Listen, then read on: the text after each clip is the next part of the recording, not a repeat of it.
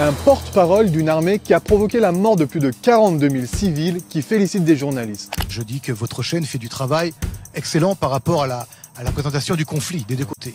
Un Premier ministre accusé de génocide par la Cour pénale internationale qui déverse sa propagande sur les chaînes les plus suivies du pays. J'apprécie que votre chaîne combatte pour la liberté.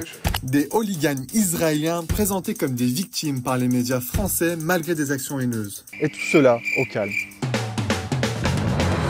Cela se passe bien en France, pays qui se dit pourtant grand défenseur de la liberté d'expression. Mais où sont donc passées la rigueur, l'impartialité et le travail d'équilibre tant prôné par les médias français? Tandis que les voix palestiniennes peinent à se faire entendre, une vision unilatérale du conflit s'est clairement installée en France. Une réalité que regrette Guillaume Jobin, président de la plus ancienne école de journalisme en France. Nous l'avions rencontré il y a quelques mois.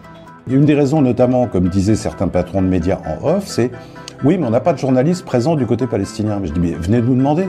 Moi, des journalistes, on a un cycle en langue arabe, des journalistes palestiniens et des journalistes à Gaza, je peux vous en trouver une demi-douzaine demain. Donc il a fallu attendre une quinzaine de jours que l'agence France-Presse et Reuters envoient des journalistes à Gaza de façon clandestine. Donc on avait 2 journalistes occidentaux, entre guillemets, à Gaza et des centaines de journalistes côté israélien. Donc évidemment que déjà à la source, l'information elle est déjà disproportionnée. Et lorsque des journalistes sont sur le terrain pour rapporter la réalité des faits, la plupart le font au péril de leur vie. À Gaza, selon RSF, on compte à ce jour plus de 130 journalistes tués jusqu'à présent.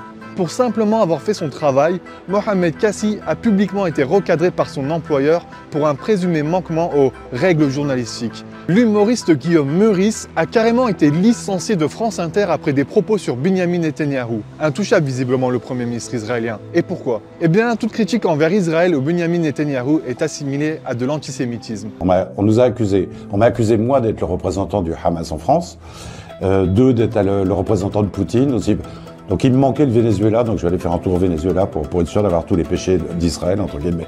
Par peur de représailles, des journalistes que nous avons sollicités ont refusé de nous faire part de la pression qu'ils subissent. Pour Khaled, journaliste indépendant, cette situation s'est intensifiée au fil des mois. J'ai vu des journalistes produire des reportages, signer des articles qui ne correspondaient pas du tout à la sensibilité ou à la lecture qu'ils faisaient des événements. Il s'agissait pour reprendre une expression consacrée, de ne pas insulter l'avenir. Voilà. Donc il y a une forte dimension d'autocensure aussi dans dans ce qui se passe au niveau des poules des journalistes. On ne peut pas assigner le même coefficient de violence et de brutalité à un gamin qui tient une pierre à un char d'assaut ou un avion de chasse. C'est pas possible. C'est pas de l'information, c'est de la désinformation. C'était de complexifier un conflit qui est finalement assez simple. Il y a un occupant et un occupé.